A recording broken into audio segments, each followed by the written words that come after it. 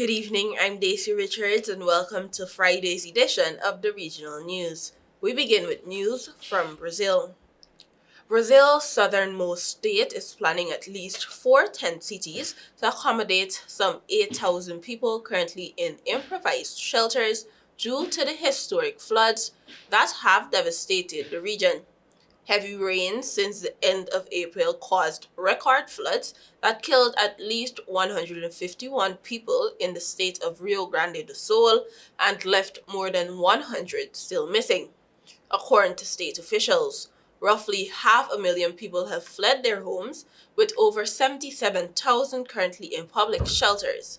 Scientists warn it may take a month or more for the flooding to subside, and many residents have no homes left to return to. The state government is planning temporary structures with individual bedrooms and collective bathrooms, kitchens, and laundry for thousands of people now sheltering in schools, churches, and sports arenas, said Vice Governor Gabriel Souza. Many public buildings serving as shelters will need to return to their normal functions, he added, and the volunteers serving there need to resume their routines. Souza said the government has identified locations in state capital Porto Alegre and nearby Canoas and Sao Leopoldo that meet requirements to host these structures. Authorities are also seeking at least one more serviceable location in the heavily flooded city of Guaíba. Of the roughly 50,000 people in public shelters in those 4 cities, the state government estimates that around 15% will need longer-term accommodation in the temporary structures. The majority are expected to either return to their homes or find alternatives such as staying with relatives. United Nations Refugee Agency, UNHCR, has announced the donation to Rio Grande do Sul of 108 units of a temporary structure normally used in refugee camps.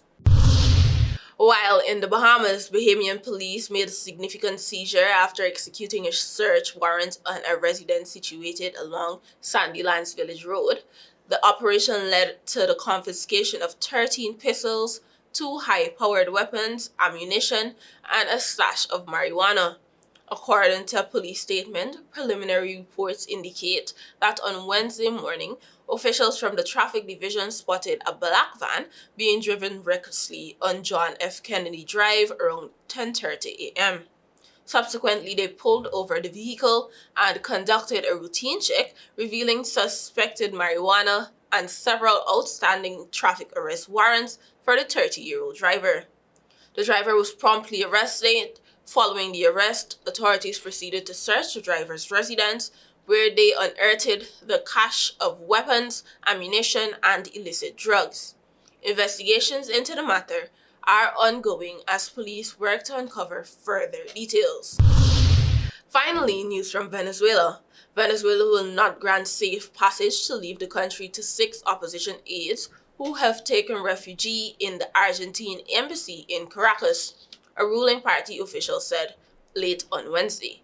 The administration of President Nicolas Maduro has reneged on April promises to allow the aides to leave. The opposition says Maduro is targeting rivals ahead of July presidential elections. The government of Argentina's right-wing libertarian president Javier Milei, who has verbally sparred with Maduro, was going to ramp up pressure on the issue, official sources said, adding the 6 aides are in physical danger if they do not leave the country. The aides to Venezuela opposition leader Marina Corina Machado requested asylum in March after the Attorney General's office announced arrest warrants against them for conspiracy. Machado, who has denied any allegations of misconduct by her team, was replaced as the opposition's candidate after a ban on her holding public office was upheld by the Supreme Court. She has continued to campaign on behalf of registered candidate Edmundo Gonzalez. Thank you for watching. Do have an amazing weekend. Until next time.